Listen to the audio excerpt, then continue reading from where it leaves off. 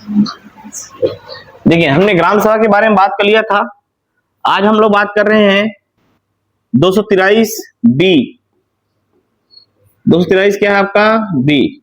B से base था, मतलब हम लोग इसके बारे में बात कर रहे हैं पंचायतों का गठन। किसका गठन? पंचायतों का गठन। देखिए, पंचायतों का गठन करेंगे कौन? राज्यपाल की अधिसूचना से पंचायतों का गठन होगा। छत्तीसगढ़ में त्रिस्तरीय पंचायती राज है, ग्राम पंचायत, जनपद पंचायत, जिला पंचायत। ठीक है जी। जनसंख्या के आधार पर ही क्या कहते हैं, पंचायत का क्या होता है, आपका गठन होता है। एक चीज आंकना, जिस क्षेत्र विशेष में, जिस राज्य विशेष में 20 लाख से कम जनसंख्या है, वहां पर केवल 2 पंचायती राज होगी, एक ग्राम पंचायत होगा और एक जिला पंचायत होगा। जैसे सिक्किम, जैसे क्या है सिक्किम, सिक्किम छोटा राज्य है, वहां जनसंख्या कम है, इसलिए वहां जनपद नामक कोई पंचायत नहीं है। तो याद रखना, जनसंख्या के आधार पर ही पंचायतों का गठन करते हैं।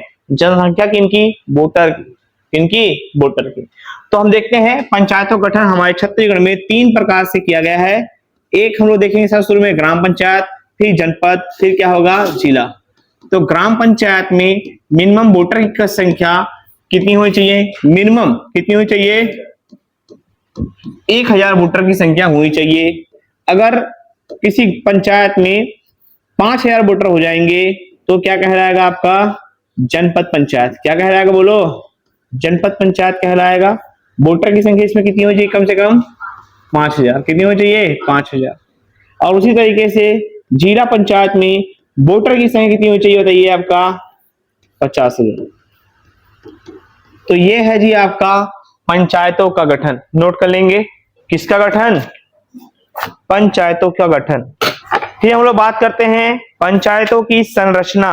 लिख ले इसको, देखेंगे अब 243 सी, पंचायतों की संरचना। पंचायतों की संरचना में आपको समझना है 3 स्तर है, सबको पता है। एक क्या होता है बताइए? ग्राम पंचायत। एक क्या होता है जी? ग्राम पंचायत। अब इसमें पंचायत प्रमुख कौन कौन से होते हैं? पंचायत प्रमुख की अगर बात करेंगे तो हम देखते हैं इसमें पहला कौन होता है बताइए आपका? सरपंच। कौन होता है जी? सरपंच। फिर क्या होता है आप बताइए? उप सरपंच। कौन होता है बताइए? उप सरपंच। और फिर कौन होते हैं बताइए आपका? पंच। कौन होता है भैया? पंच। ये पंचायत प्रमुख हो गए। फिर हम की बात करेंगे, हम चुनाव की बात करेंगे। किसकी बात करेंगे? चुनाव। चुनाव को 2 पार्ट में डिवाइड करते हैं, एक प्रत्यक्ष, एक क्या होता है? अप्रत्यक्ष। और हम लोग एक किसके बारे में बात करेंगे भैया? संख्या। किसके बारे में बात करेंगे? संख्या के बारे में बात करेंगे। तो इनको पहले समझ लीजिए, फिर आगे समझ में आ जाएगा। किसी भी ग्राम पंचायत के प्रमुख अधिकारी कितने हो गए हमारे? 3। कितने हो गए? 3। तो देखिए, सरपंच का चुनाव कैसे होता है बताइए? हम लोग जाकर खुद जाके चुनते हैं, उनको वोट देते हैं, तो क्या कहलाएगा? प्रत्यक्ष चुनाव। इसका क्या होगा? उप सरपंच का ये होगा आपका क्या बताइए? आपका अप्रत्यक्ष। ये क्या होगा बताइए भैया? आपका अप्रत्यक्ष। और ये भी क्या हो जाएगा? आपका प्रत्यक्ष। पंच को भी हम लोग क्या करते हैं? चुनते हैं। संख्या की बात करेंगे तो एक यहां होगा, एक यहां होगा, मिनिमम 10 होगा और मैक्सिमम पंच कितने हो सकते हैं? 20। मिनिमम कितने होंगे? 10 और मैक्सिमम कितने होंगे? 10। याद रखिएगा, चाहे ग्राम पंचायत हो, चाहे जनपद पंचायत हो, चाहे जिला पंचायत हो, मिनिमम 10 ही रहेंगे, मैक्सिमम 20, 25, 35। 20, 25 और 35। अब देखते हैं ग्राम पंचायत के बाद जनपद पंचायत के बारे में। किसके बारे में बात करेंगे? जनपद पंचायत के बारे में बात करेंगे। तो इसमें कौन होगा? पहला बताइए, जनपद पंचायत का अध्यक्ष। और दूसरा कौन होगा बताइए? उपाध्यक्ष। और तीसरा कौन होगा बताइए? आपका सदस्य। कौन होगा जी? सदस्य। अब इसमें अच्छी बात यह है कि इसमें केवल एक ही व्यक्ति का प्रत्यक्ष चुनाव होता है, वो कौन है? आपका सदस्य। किसका है? सदस्य। बाकी अध्यक्ष और उपाध्यक्ष दोनों का चुनाव कैसे होता है? आपका अप्रत्यक्ष। मतलब सदस्य लोग ही मिलकर किसका चुनते हैं?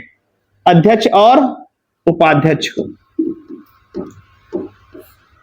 इनकी संख्या 1 होगी, इनकी संख्या 1 होगी, इनकी संख्या मिनिमम 10 होगी और मैक्सिमम कितनी होगी आपकी? 25। कितनी होगी? 25। तो ये हो गया कौन सा पंचायत आपका, जनपद पंचायत। किसके बारे में बात कर लिए हम लोग, जनपद। अब लास्ट देख लेते हैं जिला, सेम रहेगा, संख्या बदल जाएगा। जिला पंचायत, इसमें भी एक मुखिया रहता है, इसको क्या बोलते हैं बताइए, क्या बोलते हैं, अध्यक्ष। दूसरा मुखिया क्या बोलेंगे हम लोग, उपाध्यक्ष। और तीसरा मुखिया क्या होगा आपका, सदस्य। चुनाव की बात करेंगे तो ये दोनों चुनाव जो होते हैं अप्रत्यक्ष होते हैं।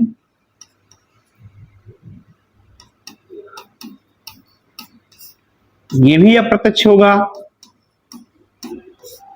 और ये क्या होगा आपका, प्रत्यक्ष। इनकी संख्या यहाँ 1 होगी, यहां भी 1 होगी, यहां मिनिमम 10 होगी, और मैक्सिमम कितनी होगी आपकी, 35। याद रखिएगा,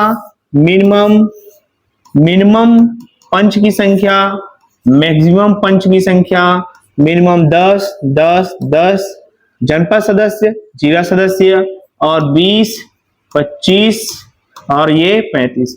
कई बार एग्जाम में आ चुका है, आपको इसको याद रखना है, ठीक है। तो ये कहलाती है पंचायतों की संरचना, नोट कर लेंगे इतना। खैर वो रिपीट होगा, देखिए अगर ये हो गया है तो आप समझो कहानी क्या है। आप लोग अलग से लिख लेंगे, मैं समझा यहीं पास रहा हूं, समझा रहा क्या हूं इसको भी समझ लेंगे। देखिए मैं इसी में आपको समझाने का प्रयास करूंगा त्याग पत्र के बारे में। कौन सा पत्र के बारे में, त्याग पत्र। आप चाहेंगे तो अलग से लिख सकते हैं, लेकिन यहां पर समझना आसान है। त्याग पत्र समझिए, ग्राम पंचायत का मुखिया कौन होगा, जनपद पंचायत का मुखिया कौन होगा, जिला पंचायत का मुखिया कौन होगा। तो याद रखना, पंच और उप सरपंच दोनों अपना त्याग पत्र किसको देंगे, अध्यक्ष उपाध्यक्ष, सदस्य और उपाध्यक्ष अपना त्याग पत्र किसको देंगे, अध्यक्ष। यहां भी उपाध्यक्ष और सदस्य अपना त्याग पत्र किसको देंगे। अब सवाल ये उठता है कि सर सरपंच किसको देगा, जनपद पंचायत का अध्यक्ष किसको देगा, और जिला पंचायत का अध्यक्ष किसको देगा। तो बड़ा सिंपल सा चीज है, जिला पंचायत का अध्यक्ष जिला कलेक्टर को तो देगा नहीं, उससे भी बड़े अधिकारी को देगा। तो याद रखना, सरपंच देगा उप संचालक पंचायत को। अगर ये ऑप्शन में नहीं है तो क्या रखना है, अनुविभागीय अधिकारी।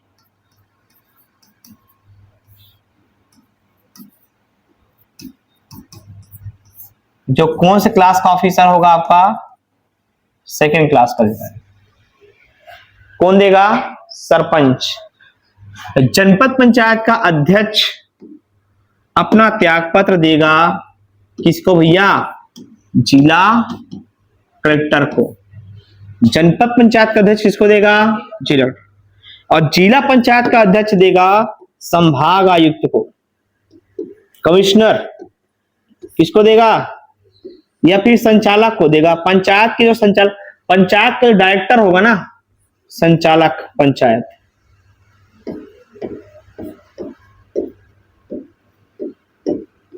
वो अपना क्या देगा, ये त्याग पत्र। तो त्याग पत्र को भी लिख लो लगे हाथ। इसमें संचालक पंचायत ऑप्शन में रहेगा तो ही आंसर लेना है, अदरवाइज संभाग आयुक्त ही आंसर लेना है। संभाग आयुक्त दिया हूं मैं, कमिश्नर ये है संभाग आयुक्त। जनपद पंचायत एसडीएम को नहीं दे सकते। जनपद पंचायत का मुखिया एसडीएम को सब डिवीजन मजिस्ट्रेट नहीं दे सकता, अगर वो फर्स्ट क्लास अधिकारी है तभी देगा। जनपद पंचायत के अध्यक्ष को किसको देना है आपका, फर्स्ट क्लास अधिकारी। और जो एसडीएम होता है वो सेकेंड क्लास अधिकारी होता है, सब डिविजनल मजिस्ट्रेट होता है। अरे होता कि नहीं होता। अब हम लोग बात करते हैं अधिकारियों के बारे में। किसके बारे में, अधिकारी के बारे में। जैसे कि एक होता है आपका ग्राम पंचायत, इसी में लोग पढ़ रहे हैं। एक क्या होगा बताइए आपका, ग्राम पंचायत। एक क्या होगा भैया आपका, जनपद पंचायत। और एक क्या होगा जी आपका, जिला पंचायत समझेंगे। एक होगा प्रशासनिक अधिकारी, कौन सा अधिकारी, और एक होगा आपका पंचायत अधिकारी, कौन सा अधिकारी, पंचायत। तो पंचायत अधिकारी और आपका प्रशासनिक अधिकारी क्या है समझेंगे। ये मतलब ये विचार तो 5 साल के लिए चुन के आएगा ना। जैसे ग्राम पंचायत का मुखिया अधिकारी कौन कहलाएगा यहाँ पास, सरपंच। कौन कहलाएगा, सरपंच। यहाँ का मुखिया कौन कहलाएगा, जनपद का जनपद अध्यक्ष। और यहाँ कौन कहलाएगा, जिला अध्यक्ष। कौन कहलाएगा बोलो। अब यहाँ पास समझेंगे, ग्राम पंचायत का जो प्रशासनिक अधिकारी है उसे बोलेंगे हम लोग क्या, सचिव। क्या बोलेंगे, सचिव। और जो जनपद का प्रशासनिक अधिकारी है उसको बोलेंगे सीईओ, मुख्य कार्यपालिका अधिकारी, मुख्य कार्यपालन अधिकारी।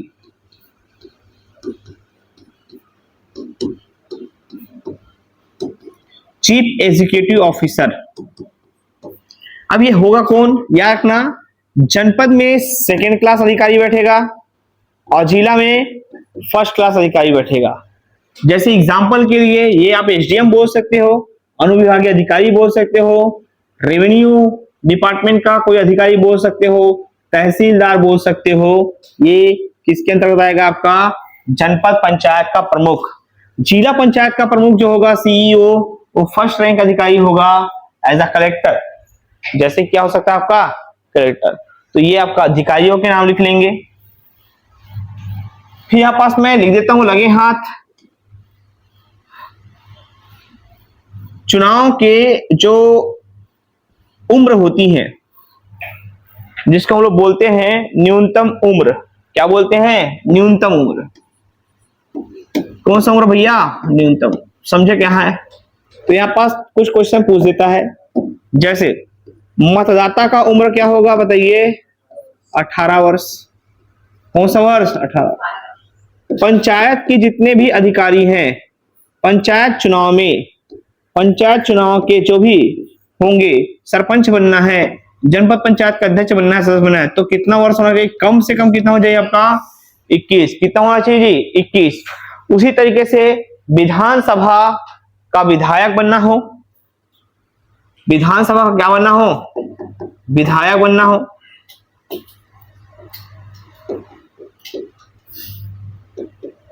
विधानसभा या लोकसभा का सांसद बनना है, कहां का, लोकसभा का सांसद बनना हो, तो कितना वर्ष होगा आपका उम्र बताइए। मिनिमम कितना होना चाहिए, 25 वर्ष। कितना होना चाहिए, 25 वर्ष। उसी तरीके से विधान परिषद और राज्यसभा का सांसद होने के लिए 30 वर्ष,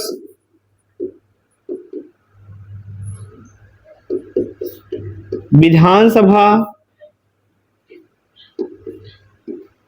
व राज्यसभा के सांसद बनने के लिए कितने वर्ष की आवश्यकता होनी चाहिए बताइए,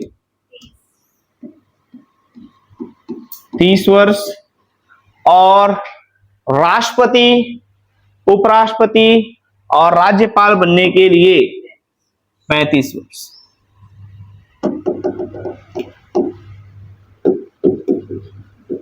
राष्ट्रपति, उपराष्ट्रपति और राज्यपाल बनने के लिए कितने वर्ष की आवश्यकता होनी चाहिए, 35 वर्ष की न्यूनतम आवश्यकता होनी चाहिए। तो ये वर्ष पूछेगा तो बनना चाहिए।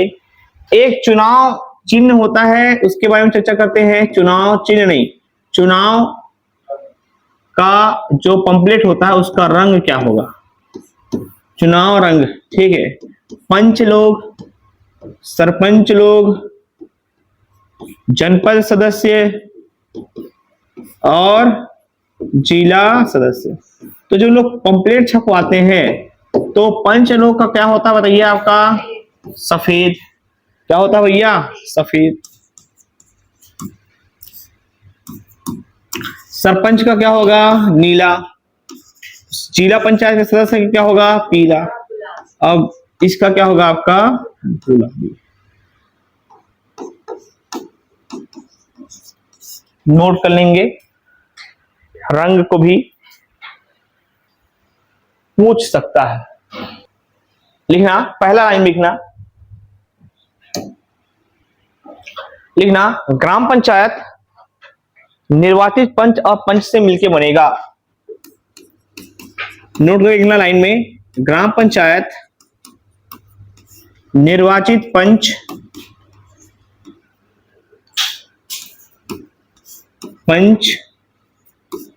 और सरपंच से मिलकर बनेगा।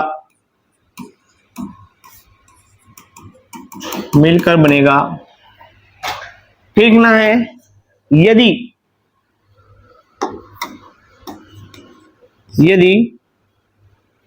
दो प्रत्याशी के बीच, दो या ऐसा होता नहीं है लेकिन फिर भी, यदि दो या दो से अधिक प्रत्याशियों के बीच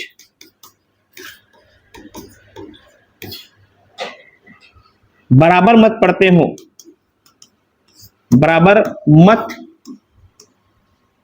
हो तो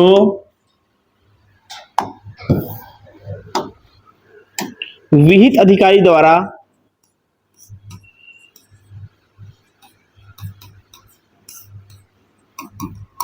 लॉट सिस्टम के द्वारा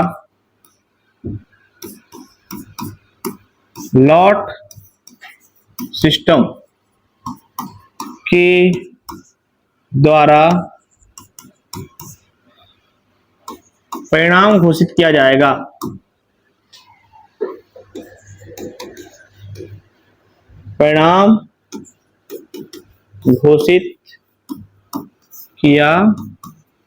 जाएगा। लॉट सिस्टम समझ में आता है जी? आपका चीट करने वाला पद्धति जो होता है ना, नाम लिख देंगे, इसका नाम लिख देंगे, उसका नाम लिख देंगे, किसी बच्चे से जाकर उठवाएंगे, जब बच्चे उठा दे, फलाना का नाम आया तो वो अब सरपंच बनेगा, उसका नाम आया तो पंच बनेगा। ठीक है, ठीक। तो ये कौन सिस्टम हो जाता है आपका? Lot system. इसको भी नोट कर लेंगे। हो गया इतना? अब आगे चलते हैं। अब हम लोग बात करते हैं 243D, पंचायतों में आरक्षण का प्रावधान।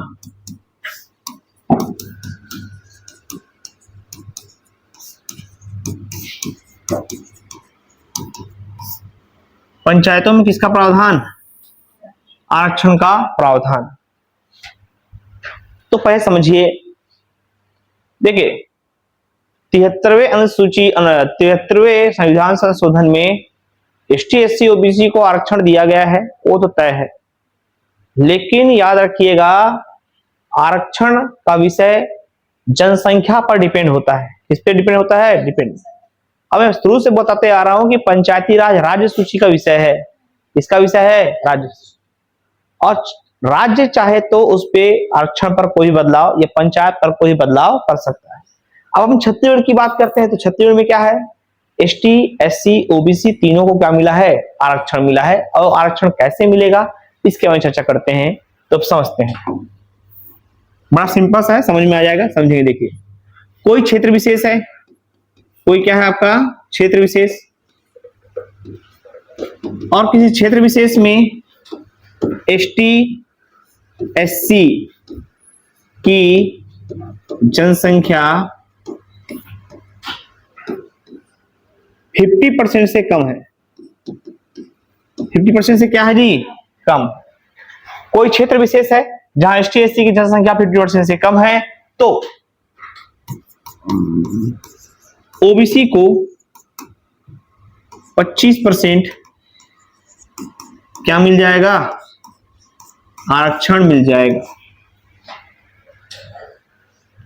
जस्ट अपोजिट, अगर एसटी एससी की जनसंख्या, अगर एसटी एससी की जनसंख्या 50% से अधिक है, तो ओबीसी को कोई आरक्षण नहीं मिलेगा।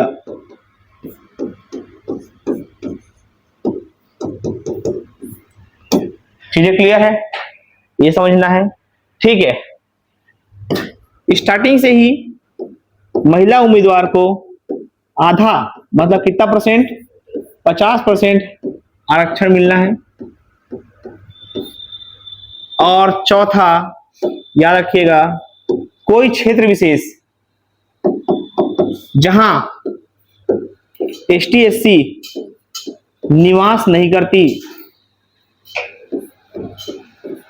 जहां एसटी एससी निवास नहीं करती, वहां आरक्षण का कोई प्रावधान नहीं रहेगा।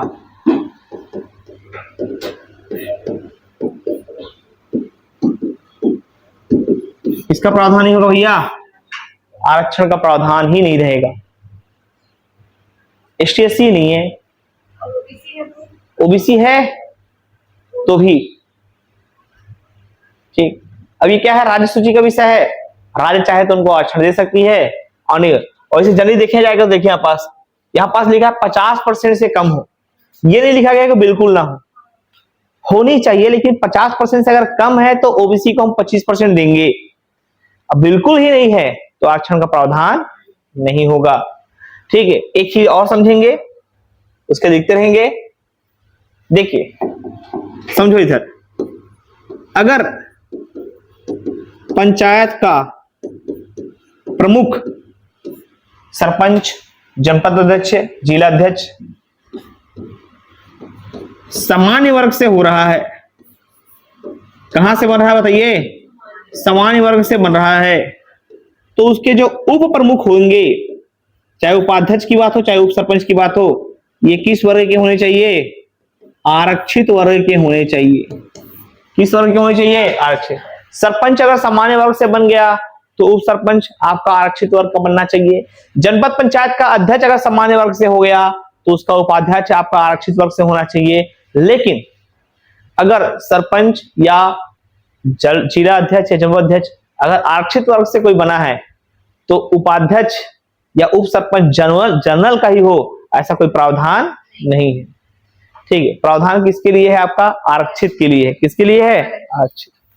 तो ये है आपका 243 में 243 ई से ईयर कार्यकाल लिखेंगे। 243 ई पंचायतों का कार्यकाल, पंचायत पदाधिकारियों का।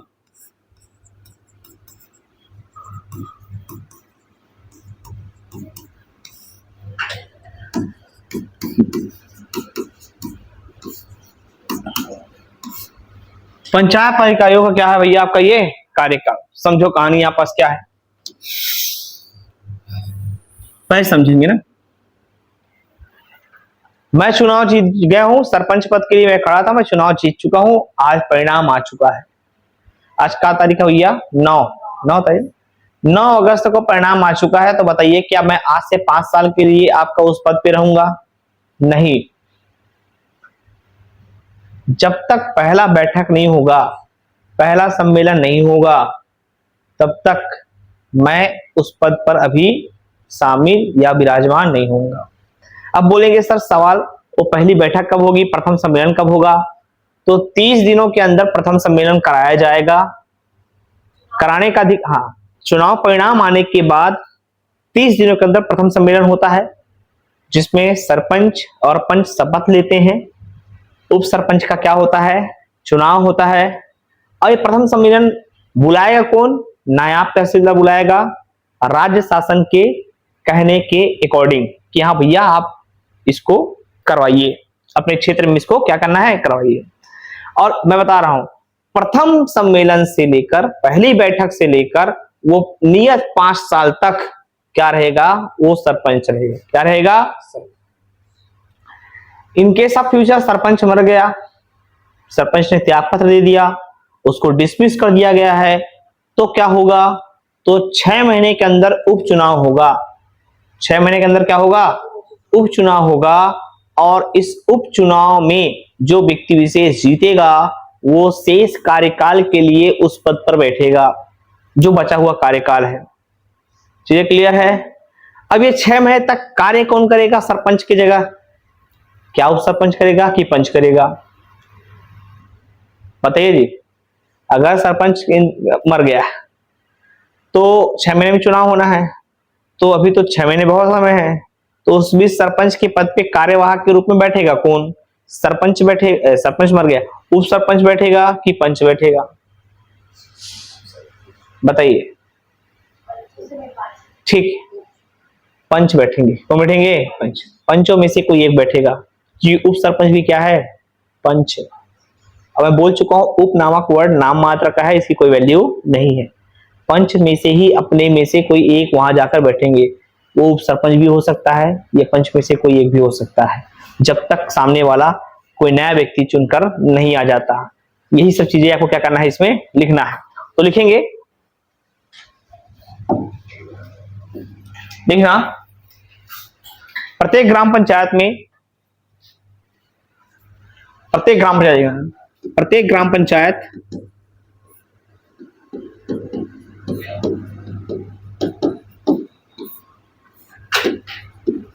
अपने प्रथम सम्मेलन से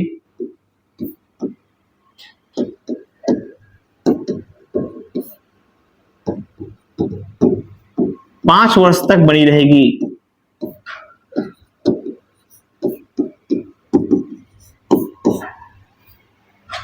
पांच वर्ष तक बनी रहेगी।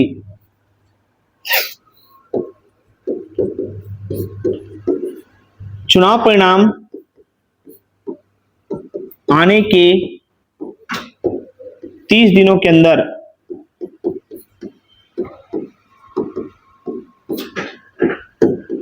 राज्य सरकार की अनुशंसा पर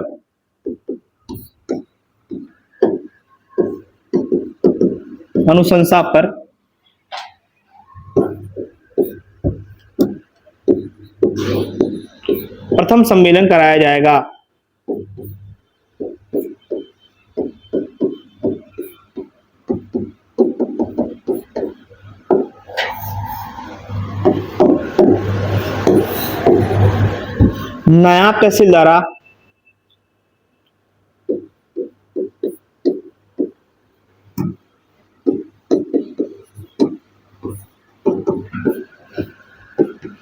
नायब तहसीलदार द्वारा इस सम्मेलन की अध्यक्षता की जाती है।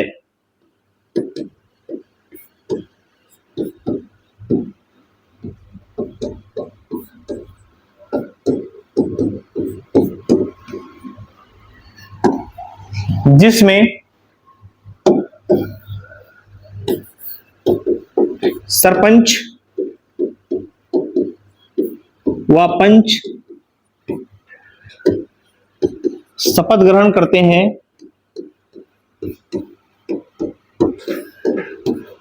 और उप सरपंच का चुनाव होता है।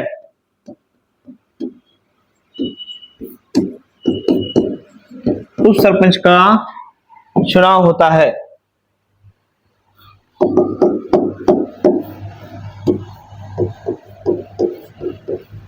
सरपंच की मृत्यु या त्याग पत्र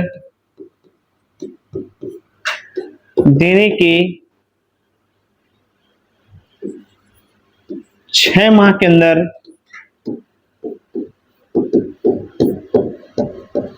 उपचुनाव कराया जाता है।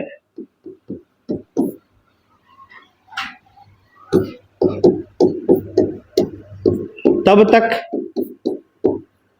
पंच में से कोई एक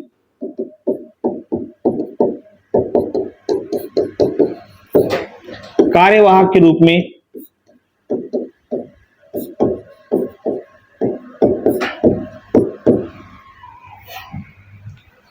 सरपंच के पद को संभालता है।